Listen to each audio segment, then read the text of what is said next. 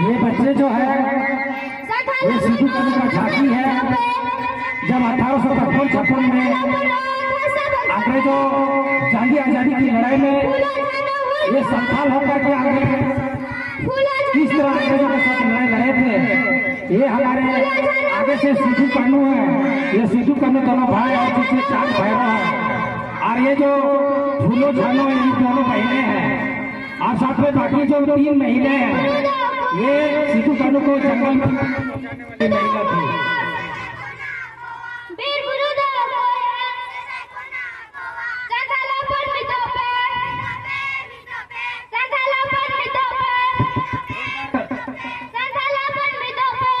एक बार इन लोग के साथ एक बार इन बच्चों के लिए जोरदार ताली।